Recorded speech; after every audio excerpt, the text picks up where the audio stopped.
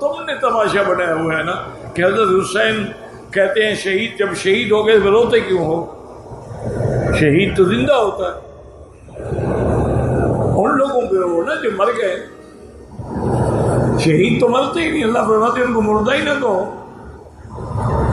وہ تو زندہ ہے، تو زندہ کو بھی کوئی روتا ہے۔ وہ جاہلو، تمہیں معلوم ہی نہیں، یہ تمہارے باپ کی طبیعت نہیں، میرے نبی کی شریعت ہے۔ باقی کسی کے لیے 3 دن سے زیادہ سوگ کی اجازت نہیں، چوتھے دن سوگ حرام۔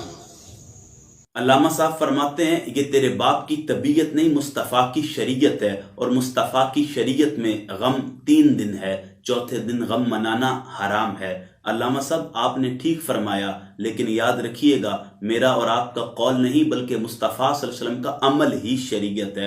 اور حضور صلی اللہ علیہ وسلم کا عمل کیا تھا؟ مسند احمد میں 12419 نمبر پر روایت موجود ہے۔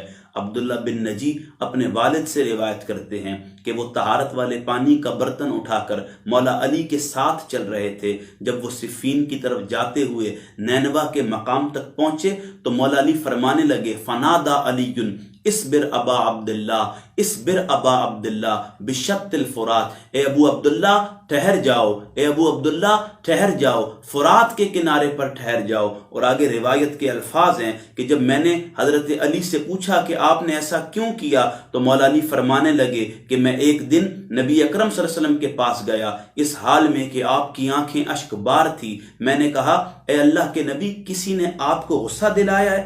آپ کی آنکھیں کیوں آنسو بہا رہی ہیں؟ آپ صلی اللہ علیہ وسلم نے فرمایا، آپ کی آمد سے قبل جبریل امین میرے پاس سے اٹھ کر گئے ہیں، انہوں نے مجھے خبر دی ہے کہ حسین کو دریائے فرات کے کنارے قتل کر دیا جائے گا۔ پھر آپ صلی اللہ علیہ وسلم نے فرمایا، اس نے کہا میں آپ کو اس کی مٹی کی خوشبو سونگاؤں؟ میں نے کہا جی ہاں۔ بس اس نے اپنا ہاتھ لمبا کیا، مٹی کی مٹھی بھری اور مجھے دے دی۔ میں اپنے آپ پر قابو نہ پا سکا اور رونے لگ گیا۔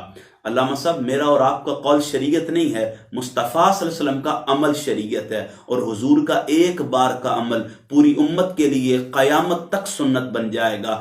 جب بھی امت مصطفیٰ کریم صلی اللہ علیہ وسلم کے عمل کو دہرائے گی تو وہ حضور کی سنت کو زندہ کر رہی ہوگی، اور جو بندہ حضور کی سنت سے منہ موڑ لیتا ہے فمن رغب عن سنتی فلیس منی، وہ ہم میں سے نہیں ہے۔ ناظرین، اسی طرح امام بہقی دلائل النبوہ میں اور امام احمد مسند احمد میں ایک روایت لے کر آئے۔ مشکات المصابیح میں اس روایت کا نمبر 6181 ہے۔ روایت کے الفاظ ہیں، حضرت ابن عباس سے روایت ہے کہ انہوں نے کہا میں نے ایک روز نصف النہار کے وقت نبی صلی اللہ علیہ وسلم کو خواب میں دیکھا۔ آپ کی حالت یہ تھی کہ بال پراگندہ ہیں اور جسم اتھر غبار آلود ہے، آپ کے ہاتھ میں خون کی ایک بوتل ہے۔ میں نے عرض کی یا رسول اللہ صلی اللہ علیہ وسلم، میرے والدین آپ پر قربان جائیں، یہ کیا ہے؟ آپ صلی اللہ علیہ وسلم نے فرمایا یہ حسین اور ان کے ساتھیوں کا خون ہے، میں آج صبح سے اکٹھا کر رہا ہوں۔ حضرت ابن عباس فرماتے ہیں کہ میں نے اس وقت کو یاد رکھا اور بعد میں مجھے معلوم ہوا کہ اسی وقت امام حسین کو شہید کیا گیا۔ یہ دونوں روایتیں مسند احمد میں بھی موجود ہیں اور دلائل النبوہ میں بھی سیم الفاظ کے ساتھ امام بہقی اس روایت کو لے کر آئے ہیں۔ ناظرین گرامی قدر، یاد رکھیے گا سیدنا امام علی مقام کے متعلق جامع ترمذی میں روایت موجود ہے 3775 نمبر پر کہ نبی کریم صلی اللہ علیہ وسلم نے فرمایا حسین منی و انا من الحسین، حسین مجھ سے ہے اور میں حسین سے ہوں۔ اور آگے الفاظ ہیں حسین سبت من الاسباط، حسین میری اولاد میں سے ہے۔ ناظرین، نبی رحمت صلی اللہ علیہ وسلم نے کم و بیش 50 برس قبل سیدنا مولا علی کرم اللہ وجہ الکریم کو امام حسین کی شہادت کی خبر دی، اور خبر دیتے ہوئے رسول خدا صلی اللہ علیہ وسلم کی آنکھوں سے آنسو جاری تھے۔ تو اگر آج امتی سیدنا امام حسین کے مناقب کو بیان کرتا ہے اور نام حسین سن کر غم حسین اس کی آنکھوں سے آنسوؤں کی صورت میں چھلک پڑتا ہے تو اس میں کوئی شریک بات نہیں، بلکہ یہ حکم رسول صلی اللہ علیہ وسلم اور عمل رسول صلی اللہ علیہ وسلم کی اتباع اور پیروی ہے۔ اور یاد رکھیے گا نبی صلی اللہ علیہ وسلم کا عمل ہی شریعت ہے، اس لیے غم حسین میں اگر کوئی آنکھ اشکبار ہو جاتی ہے تو وہ رسول کریم صلی اللہ علیہ وسلم کی سنت کو زندہ کر رہی ہوتی ہے۔ ناظرین، آخر میں اس بات کی وضاحت کر دوں کہ سوگ اور غم میں بڑا واضح فرق ہے۔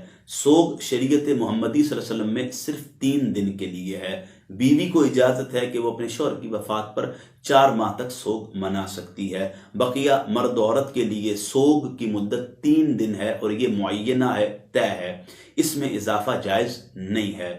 لیکن یاد رکھیے گا، غم اور سوگ میں بڑا فرق ہے۔ غم انسان کے دل میں ساری عمر ہوک کی صورت میں اٹھتا رہتا ہے۔ اگر کسی کا جواں سال بیٹا فوت ہو جائے تو وہ ساری عمر اپنے بیٹے کے غم میں رہتا ہے، سوگ نہیں مناتا۔ اس کی بڑی دلاویز مثال صحیح بخاری میں 4072 نمبر پر موجود ہے کہ جب حضرت واشی نے احد کے میدان میں سید الشہداء سیدنا امیر حمزہ رضی اللہ تعالیٰ عنہ کو شہید کیا، اور جب فتح مکہ کے بعد وہ مسلمان ہو گئے اور اسلام قبول کرنے کے بعد رسول خدا صلی اللہ علیہ وسلم کی خدمت میں حاضر ہوئے، تو رسول خدا صلی اللہ علیہ وسلم نے فرمایا، کیا تم واشی ہو؟ عرض کی میں واشی ہوں۔ کیا تم نے حمزہ کو قتل کیا تھا؟ تو عرض کی بے شک رسول اس کے بارے میں بہتر جانتے ہیں۔ تو رسول خدا صلی اللہ علیہ وسلم نے فرمایا کہ ایسا ہو سکتا ہے کہ تم کبھی اپنی صورت مجھے نہ دکھاؤ؟ تو حضرت واشی اس کے بعد نبی رحمت صلی اللہ علیہ وسلم کی حیات مبارکہ میں کبھی حضور کے سامنے نہ آئے، کیونکہ حضرت واشی کا چہرہ دیکھ کر رسول خدا صلی اللہ علیہ وسلم کو اپنے چچا سید الشہداء سیدنا امیر حمزہ یاد آتے تھے۔ حالانکہ حضرت حمزہ کی شہادت ہو چکی تھی، لیکن ان کے نبی رحمت کے دل میں غم حمزہ زندہ تھا، اور یہی وجہ تھی کہ واشی کو حضور علیہ الصلوۃ والسلام نے منع فرما دیا کہ میرے سامنے نہ آنا۔ ناظرین، ویڈیو کا مقصد قطعاً کسی کو ہدف تنقید بنانا نہیں تھا، بلکہ دعوت اصلاح کے طور پر یہ پیغام عرض کرنا تھا کہ نبی رحمت صلی اللہ علیہ وسلم کا عمل ہی شریعت ہے، اور شریعت پر عمل ہی ہمارا ایمان ہے۔ اللہ رب العزت ہمیں عمل کی توفیق عطا فرمائے۔